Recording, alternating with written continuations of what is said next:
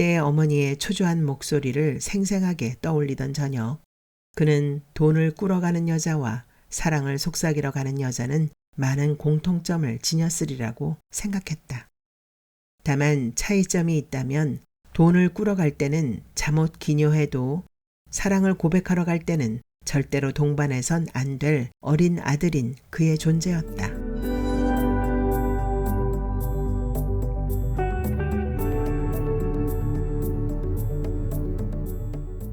당신은 손에 잡힐 듯.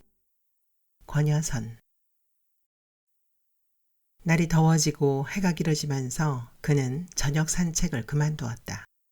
대신 늦음하기 저녁을 먹고 전철을 타고 남서쪽 종착역까지 갔다.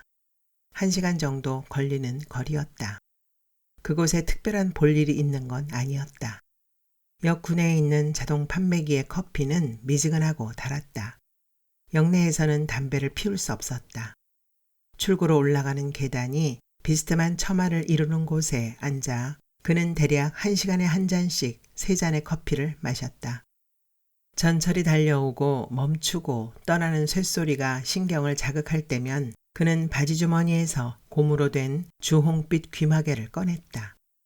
그는 양손을 들어 반짝이는 자작나무 숲 사이에 오목한 빈터 같은 잿빛 머리에 살짝 가린 양쪽 귀를 더듬어 조심스레 귀마개를 하나씩 밀어 넣었다. 그는 남서쪽 종착역에 있는 동네에 대해 아무것도 알지 못했다. 거의 한 달째 밤마다 그곳에서 시간을 보내고 있었지만 한 번도 역 바깥으로 나간 적은 없었다. 어디를 가보았다고 말할 때 그것은 얼마나 적은 경험과 이미지만을 의미하는가 하고 그는 생각했다. 남서쪽 종착역은 그에게 달고 미적지근한 커피의 맛으로 각인되었다. 3잔의 커피를 다 마시고 나면 통학버스를 기다리는 학생처럼 막차가 오기를 기다렸다. 마지막 전철은 시원하고 한산했다. 전철에 앉아 흔들리다 보면 그는 종이처럼 얇게 밀려오는 졸음의 겹을 느꼈다. 하지만 그가 졸다가 집 근처 역을 놓쳐 내리지 못한 적은 없었다. 그의 머릿속 가느다란 신경의 선 하나가 언제나 예민하게 살아있는 느낌이었다. 전철역을 나오면서 그는 담배에 불을 붙였다. 그는 하루에 3개비 정도의 담배를 피웠다. 아파트까지 걸어오는 동안 마지막 담배를 피우고 놀이터 옆 작은 쓰레기통에 꽁초를 버렸다. 밤이면 가로등 불빛에 물들어 주홍빛으로 보였지만 원래 쓰레기통은 모형 우체통처럼 빨강색이었다. 자신의 꽁초가 우편물처럼 어딘가로 배달될 것이라고 생각하면 그는 왠지 모르게 기분이 좋았다. 그래서 우표의 뒷면에 바를 정도의 침만 묻도록 마지막 담배는 되도록 깨끗하게 피웠다. 집에 돌아오면 이를 닫고 귀마개를 빼고 잠자리에 들었다. 때론 이를 닫지 않고 귀마개를 한 채 소파에서 잠이 들기도 했다. 바야흐로 깊은 잠이 들만하면 알람벨 소리가 울렸다. 어김없이 아침 7시였다. 귀마개를 하고 잔 날도 7시의 알람벨 소리는 역시 느닷없고 날카로웠다. 머릿속 가느다란 신경 한 가닥은 말랑한 주홍빛 귀마개의 보호조차 거부하는 것 같았다. 예전에 그는 출근 준비를 마치고 아파트 현관을 나서면서 죽집에 전화를 걸었다. 그렇게 하면 죽집에 도착하는 즉시 포장된 죽을 받을 수 있었다. 처음엔 여러 종류의 죽을 사서 맛보았지만 얼마 후부터는 버섯 야채죽만 샀다. 철이 바뀌거나 재료값이 너를 뛰어도 맛의 가장 변화가 적은 죽이었다. 출근길 전철에서 그는 항상 죽봉투를 안전하게 짐칸에 얹어두었다. 언젠가 한번 혼잡한 틈바구니에서 죽이 포장된 플라스틱 용기가 눌려 터진 적이 있었다. 그가 전철의 짐칸에 얹어놓은 죽봉투를 놓고 내린 적은 없었다. 그는 출근하자마자 죽을 먹고 조례에 들어갔다. 이제 그는 출근을 하지 않았지만 아침에 아파트 현관을 나서면서 휴대전화로 죽집에 전화를 거는 습관은 여전했다. 그렇게 하면 죽집에 도착하는 즉시 죽을 먹을 수 있었다. 그는 첫 번째 경비실 앞에서 담배에 불을 붙였고 죽집까지 가면서 첫 담배를 피웠다. 죽집 문을 열고 들어서면 문에 매달린 종이 상큼하게 울렸다. 어서 오세요. 카운터의 여자가 말했다. 그 말은 마치 출석을 부르는 소리처럼 들렸고 그는 착실하게 네 라고 대답했다. 구석 쪽 탁자에는 이미 죽과 반찬이 담긴 식쟁반이 놓여 있었다. 역시 버섯 야채죽이었다. 그는 자리에 앉아 숟가락으로 죽을 천천히 저었다. 퇴직한 지도 어느덧 1년이 지나고 있었다. 그의 명예퇴직은 강요가 아닌 순순히 자발적인 선택이었다. 별로 계산할 것이 없는 그의 인생에서 그가 유일하게 꼼꼼히 계산을 해본 후 내린 결정이었다. 50살이 넘으면서부터 그는 가장 많은 퇴직금과 연금을 확보할 수 있는 나이를 늘 염두에 두고 살았다. 대대적으로 연금이 하향 조정되는 추세 때문에 그 시기가 예정보다 3, 4년 앞당겨진 것뿐이었다. 퇴직 후에야 비로소 그는 자신이 의외로 경제적 여유가 있다는 사실을 알았다. 그렇다고 해서 그가 이제껏 살림에 쪼들리며 살아온 것은 아니었다. 식사는 늘 사 먹었고 계절마다 새 양복과 구두를 샀고 컴퓨터와 노트북과 휴대전화도 몇 년에 한 번씩 최신형으로 바꾸었다. 그는 저축을 늘리려고 노력하지 않았고 그럴 필요를 느끼지도 않았다. 소비가 한정되면 월급이 아무리 적게 오르더라도 저축 역시 그만큼 늘어나는 게 순리였다. 그는 불규칙한 증감 곡선을 싫어했다. 식료품이나 의류는 그렇지 않았지만 유가는 때로 주가처럼 변덕스러운 등락을 거듭했다. 그는 면허증도 없었고 차도 없었다. 그에게 중요한 것은 소득을 늘리는 것보다 소비를 일정한 규모로 한정하고 가외 지출을 줄이는 것이었다. 그러자면 불가해한 등락을 반복하는 소비재를 쓰지 않는 습관이 필요했다. 퇴직 후에 찬찬히 계산해 보니 투자해놓은 신탁금이 꽤 많이 불어나 있었고 20년 전에 융자를 끼고 사서 지금까지 살고 있는 서민용 저층 아파트의 가격이 재개발 붐을 타고 부쩍 올라 있었다. 그는 조만간 현재 아파트를 팔고 땅값이 싼 변두리 지역으로 이사할 생각이었다. 그러면 집값의 절반 이상을 신탁에 예치할 수 있었다. 보유한 현금의 이자만으로도 그는 연금이 나올 때까지 충분히 생활할 수 있었다. 연금이 나온다면 저축까지 할 수 있을 것이다. 결국 그가 옳았다. 중요한 건 어디까지나 소비를 한정하는 것이었다. 그는 죽을 한 숟갈 뜨려다 문득 자신이 죽그릇 속에 담긴 죽 같은 시간을 살아왔으며 앞으로도 그러리라는 것을 확신했다. 그의 삶이 죽그릇 같은 원형 테두리에 한정되어 있는 한 그의 소비 또한 그 틀 속에 한정되지 않을 까닭이 없었다. 그런 확신은 그에게 안도감을 주었다. 출근을 하거나 하지 않거나 적어도 오전 8시까지의 그의 생활은 퇴직 전과 비슷했다. 이를테면 죽을 먹는 장소가 바뀌었고 죽의 온도가 조금 높아 죽을 휘젓는 시간이 조금 더 걸리는 정도였다.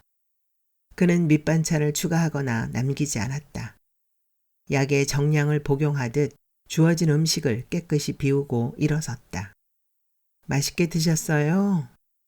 계산할 때면 언제나 카운터의 여자가 이렇게 물었다.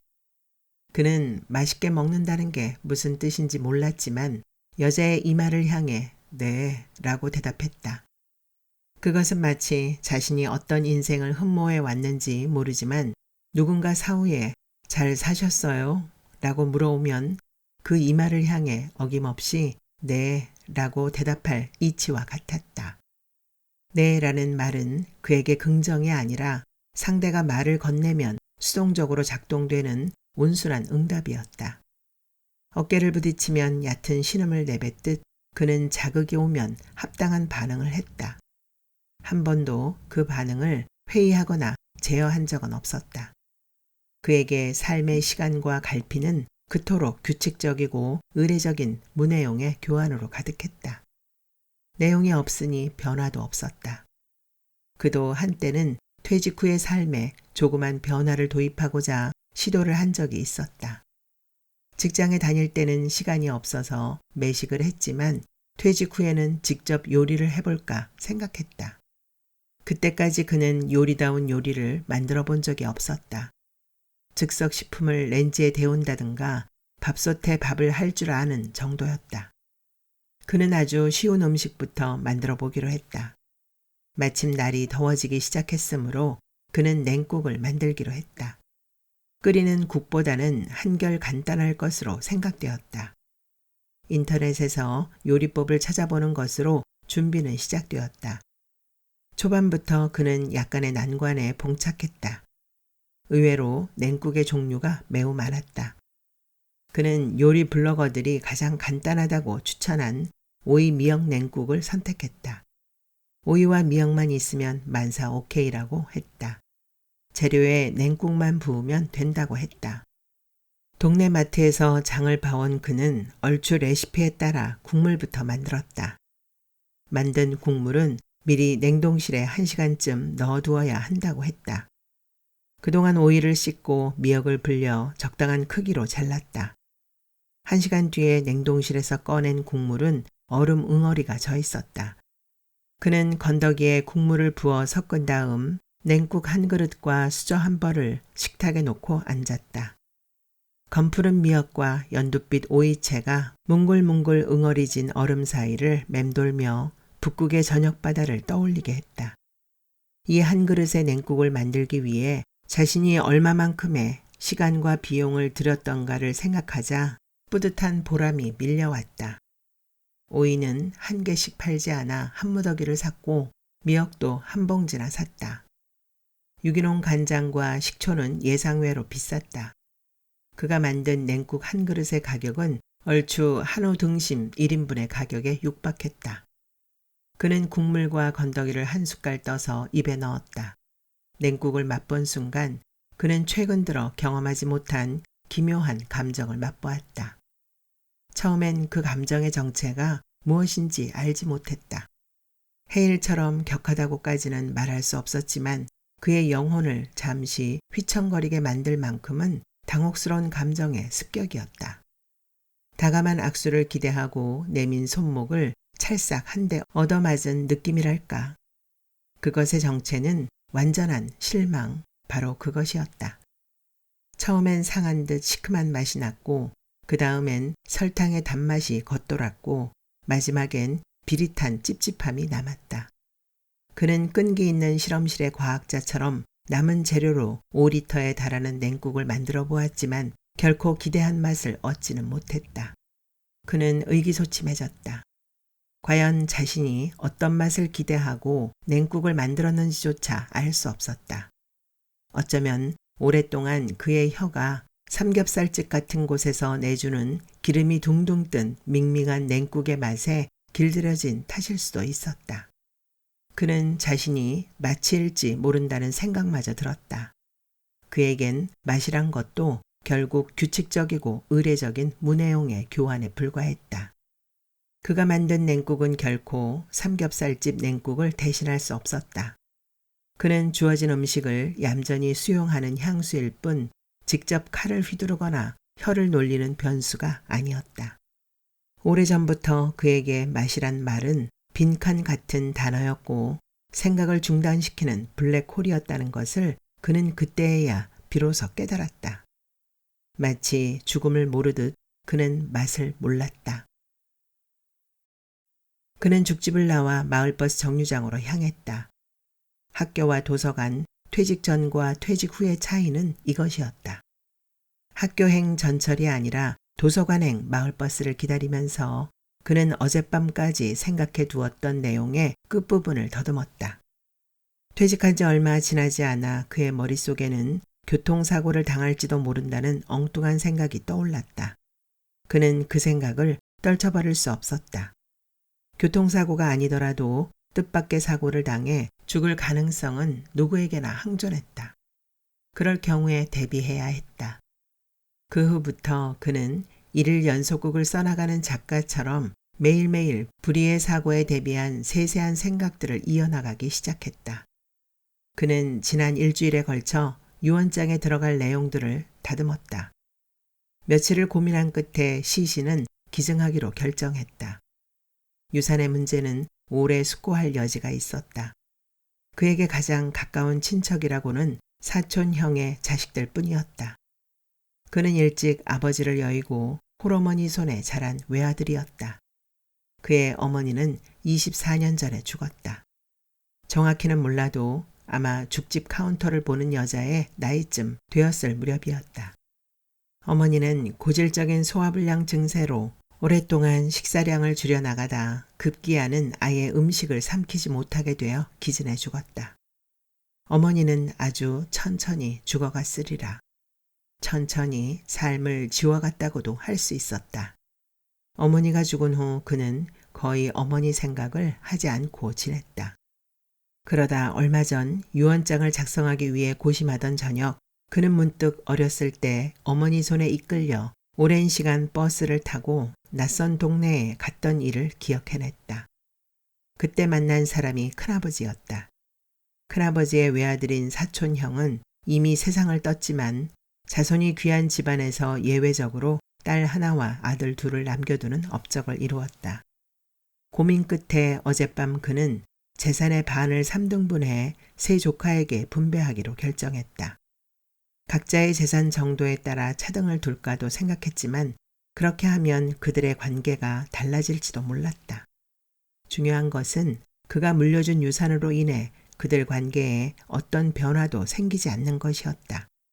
나머지 반은 어떻게 할지 아직도 고민 중이었다. 오래 교직에 몸담아 왔던 만큼 뭔가 교육 발전에 보탬이 될 만한 일에 기부하고 싶었지만 뜻있는 일을 한다고 주장하는 각종 단체에 대한 신뢰나 정보가 부족했다. 초록빛 마을버스가 왔다.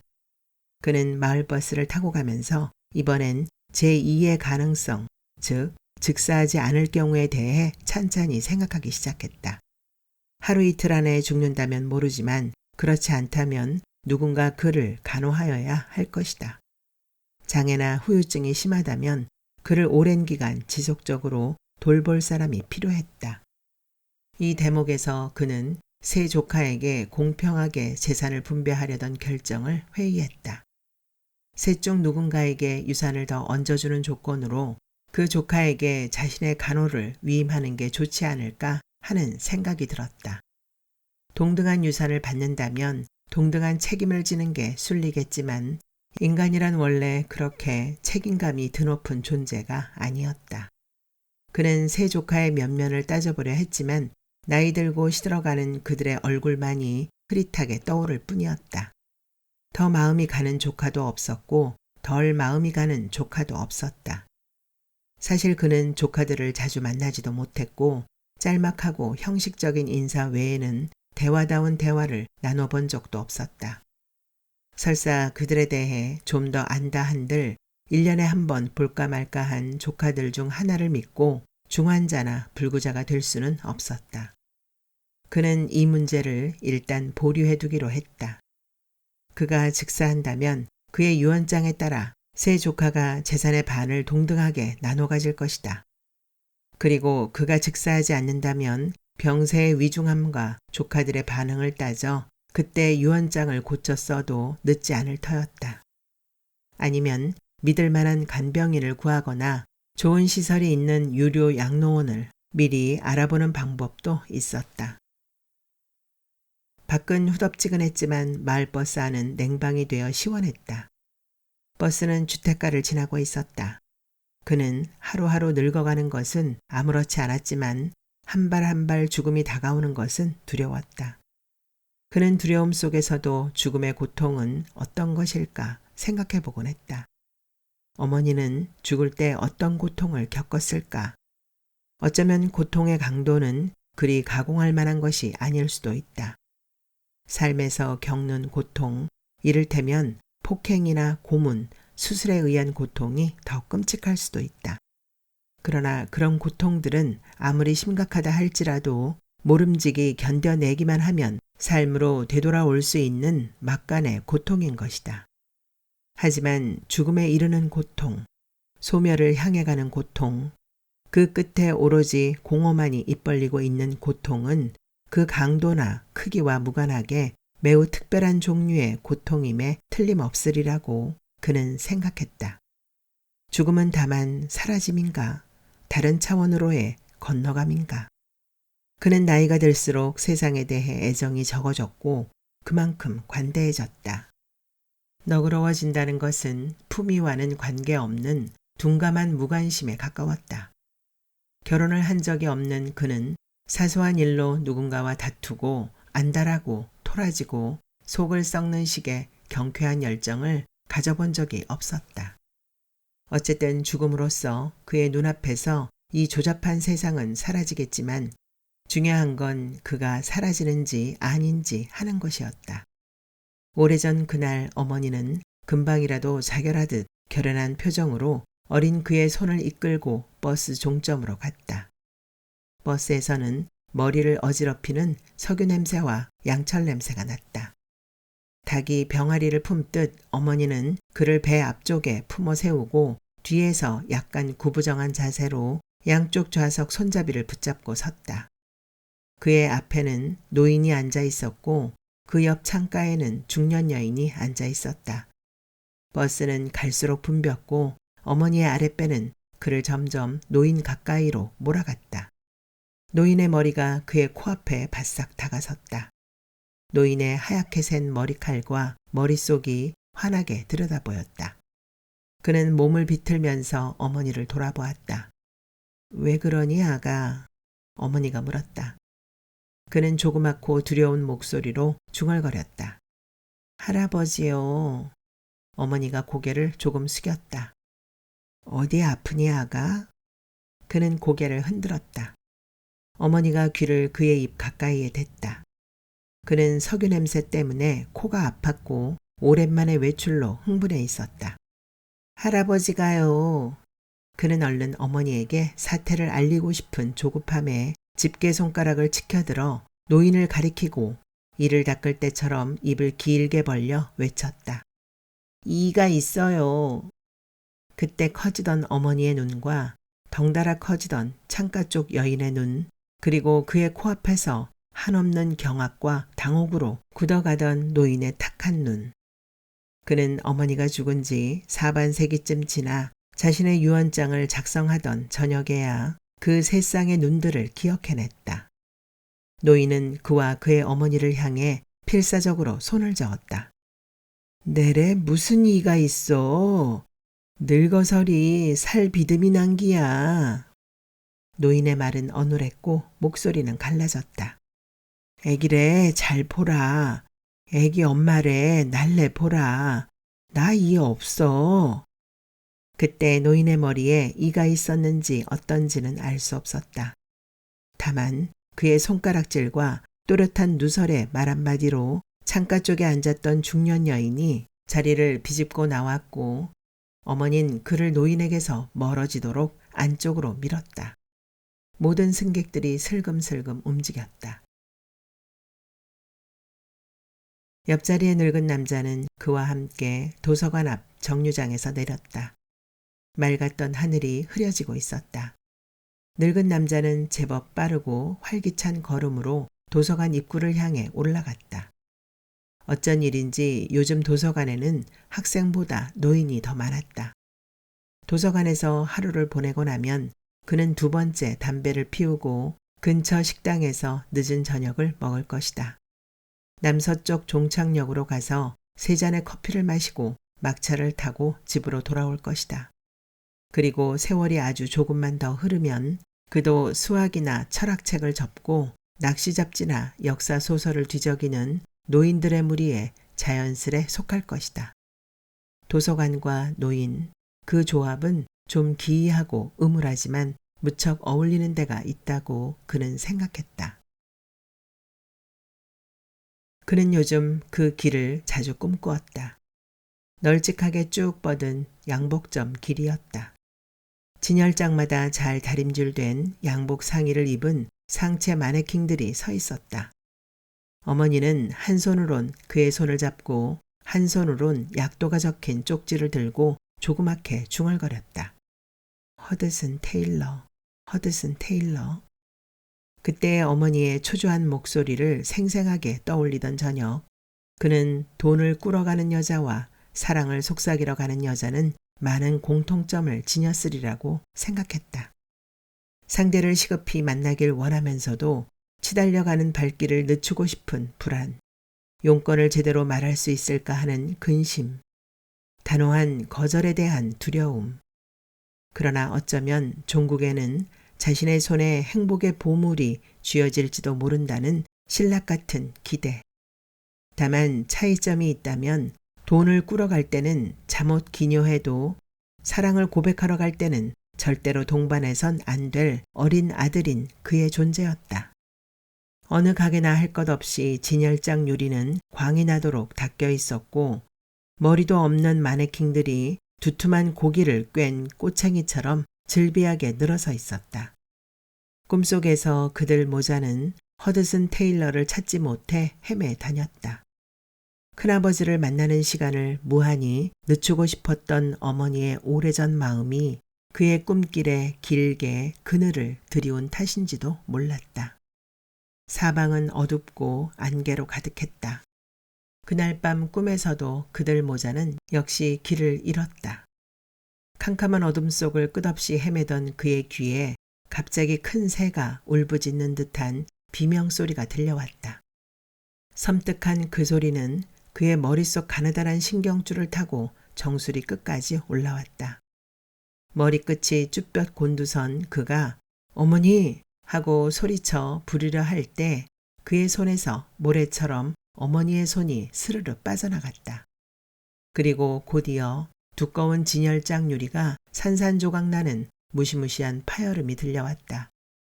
그가 최종적으로 잠에서 깬 것은 새벽 2시경이었다. 귓가에 낮은 웅성거림이 들려왔다. 그는 귀마개부터 확인했다. 귀마개는 귓속에 들어있지 않았다. 집에 돌아와 언제 뺐는지 기억나지 않았다. 웅성거림이 그치고 사방이 조용해졌다. 잠시 후 굵고 낮은 남자의 목소리가 들려왔다. 문이 활짝 열린 베란다 쪽이었다. 어둠 때문에 그 목소리는 매우 가깝게 들렸다. 경찰들이 둥그렇게 모여선 곳은 그가 살고 있는 동과 앞동의 중간 지점에 있는 놀이터였다. 철봉대 앞에 어떤 물체가 웅크린 채 누워 있었다. 그가 살고 있는 단지의 아파트는 전부 5층이었고 지어진 지 오래되어 동사이 간격이 멀었다. 5층에서 범상하게 뛰어내린다면 결코 도달할 수 없는 자리에 시체는 놓여 있었다. 경찰들 또한 그 긴 거리에 대한 의심에 사로잡혀 있는 듯했다. 몇 개의 플래시가 오르락내리락하며 앞동 외벽을 집요하게 비추고 있었다. 어디 부딪혀 튕겼을까? 이렇게 묻는 남자의 목소리를 그는 들었다. 그 물음에 대한 대답은 들려오지 않았다. 앞동 외벽에는 낙하하는 물체를 멀리로 튕겨낼 만한 돌출부가 존재하지 않았다. 대답은 유보되고 있었지만 그는 플래시를 든 경찰들이 무슨 생각을 하는지 알 것 같았다. 튕기지 않았다면 뻔한 것이다. 누군가 집어던진 것이거나 지금 쓰러진 그 위치에서 당한 것이다. 무엇인가 운반되어 왔고 경찰들의 움직임이 분주해졌다. 어느 순간 조도가 높은 조명기구에 불이 번쩍 들어왔다. 놀이터 주변은 흰 박하 입자를 뿌린 듯 눈부시게 빛났다. 시체의 윤곽이 분명해졌다. 그는 바짝 긴장했다. 그는 눈을 가늘게 떴다가 다시 크게 떴다. 환한 빛은 쓰러진 사람이 여자라는 것을 알려주었다. 옆으로 웅크려 팔을 뻗은 자세는 원소와 집합의 관계를 나타내는 기호처럼 보였는데 몇 번을 보아도 여자의 신체임이 분명했다. 그런 끔찍한 소리를 낸 존재가 철봉대 아래 웅크리고 누운 작은 몸집의 여자라는 게 그는 도저히 믿어지지 않았다. 그는 베란다 방충망에 가까이 다가섰다.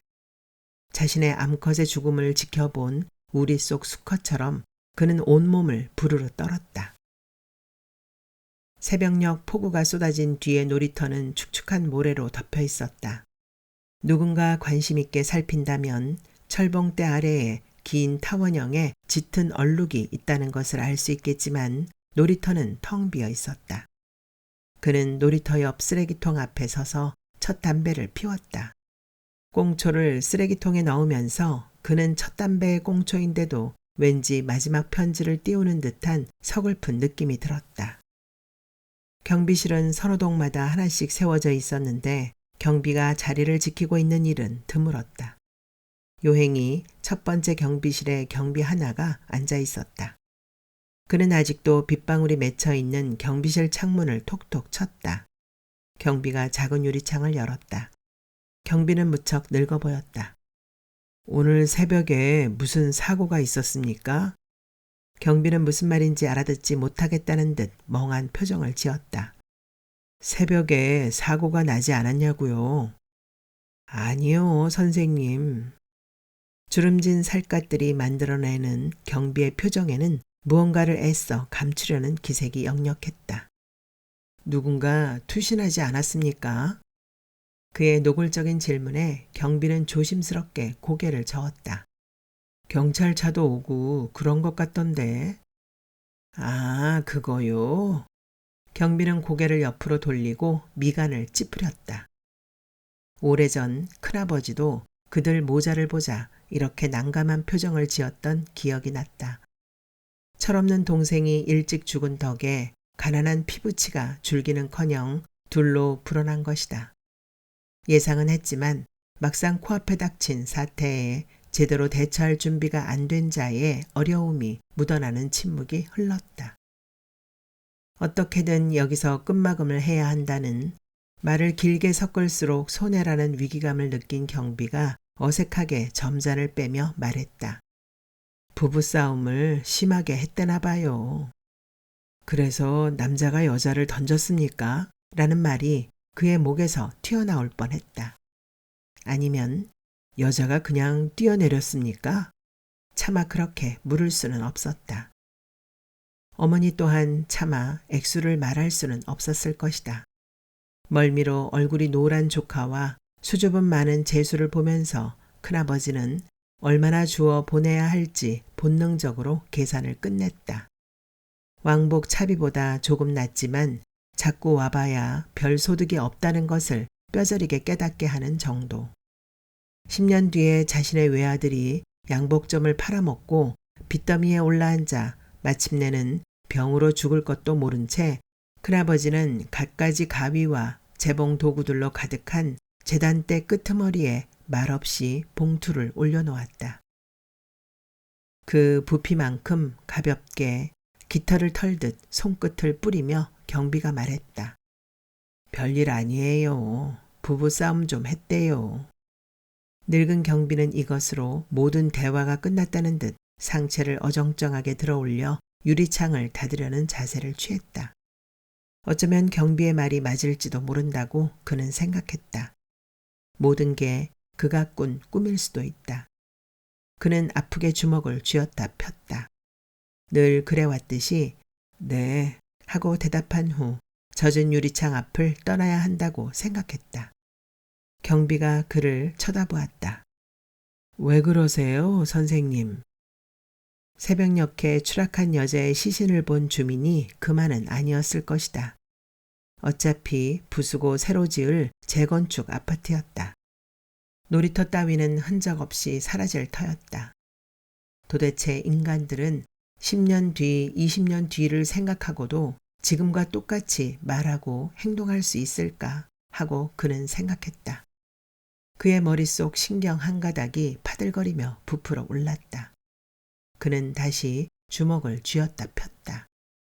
주먹을 쥐었다 펼 때마다 강물 속에 가라앉는 묵직한 칼처럼 날이 선 침착함이 가슴에 내려앉는 게 느껴졌다.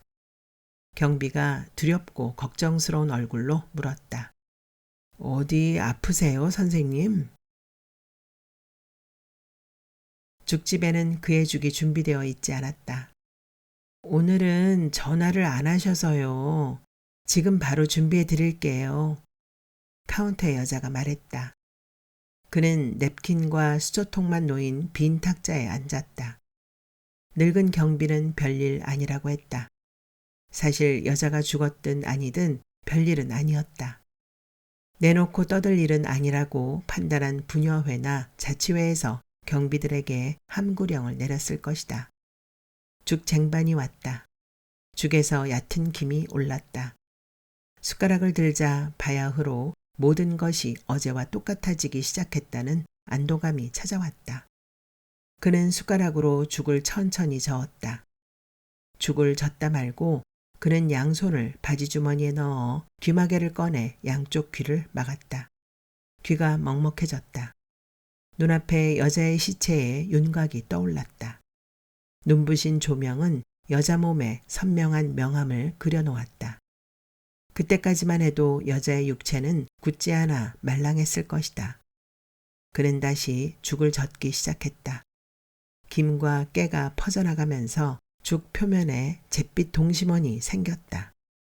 몸집도 작은 여자가 그토록 섬뜩한 비명을 지를 수 있을까 하는 생각이 들었다. 고작 5층에서 모래 위로 떨어졌을 뿐인데 여자의 뇌가 그렇게 지독한 파열음을 낼 수 있을까 하는 생각도 들었다. 그는 고개를 저었다. 연민이라든가 안타까움은 아니었다. 굳이 지칭하자면 텅 빈 불탄 자국 같은 감정이라 할 수 있었다. 그는 갑자기 죽을 젓는 일을 멈추었다. 불현듯 둥근 죽그릇과 죽이 저어지면서 생기는 원의 형태가 그에게 불가사의한 공포감을 불러일으켰다. 속이 울렁거렸다. 그는 숟가락을 놓고 자리에서 일어났다. 카운터의 여자가 재빠르게 그의 식쟁반을 살피는 기색이었다. 여자는 그가 꺼내놓은 지폐를 집으며 언제나처럼 이렇게 물었다. 맛있게 드셨어요? 귀마개 때문에 여자의 목소리는 멀게 들렸다. 그는 양손을 들어 귀마개를 빼냈다. 여자의 이마 언저리는 땀이 살짝 배어 반들거렸다. 여자는 그가 죽을 한 숟갈도 먹지 않았다는 걸 알고 있었다.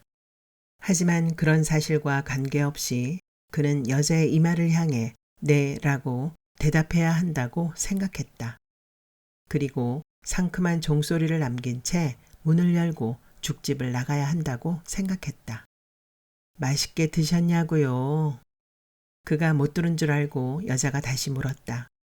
고개를 옆으로 돌리고 있었으므로 여자의 말은 그의 왼쪽 귀 가까이에서 울렸다.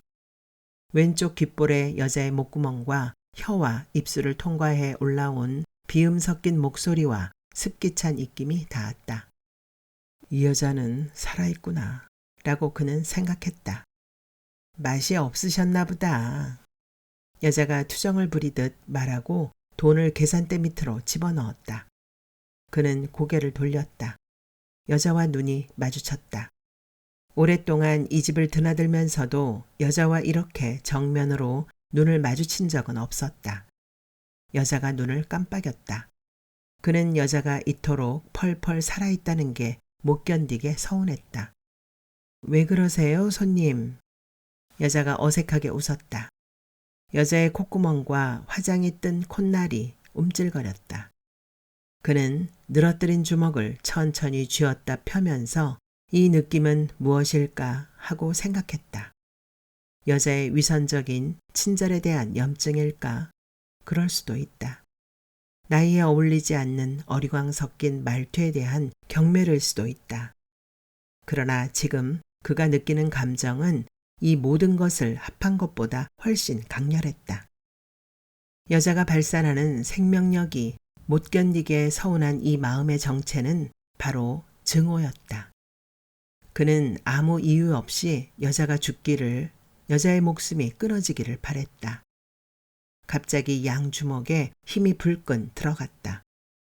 그는 자신의 감정 상태가 정상적이지 않다는 것을 알았다. 한시 바삐 이 자리를 벗어나야 한다는 것도 알고 있었다. 그러나 그는 다만 꽉 쥔 두 주먹에서 급류처럼 솟구쳐 올라오는 충동적인 괴력을 자제하느라 내림굿을 받는 사람처럼 어깨를 덜덜 떨고 서 있을 뿐이었다. 여자의 눈이 점점 커져 한 쌍의 원형에 가까워졌다. 아, 어머니. 그날 양복점 거리에 아들을 버리고 떠나려 했던 어머니. 그 후 18년 동안 눈에 보이지 않게 천천히 아들 곁을 떠나가 버린 어머니. 사는 것도 먹는 것도 치욕이라 했던 어머니. 아들에게서 삶도 맛도 빼앗아 가버린 어머니. 여자의 얼굴이 노파처럼 흉하게 일그러졌다.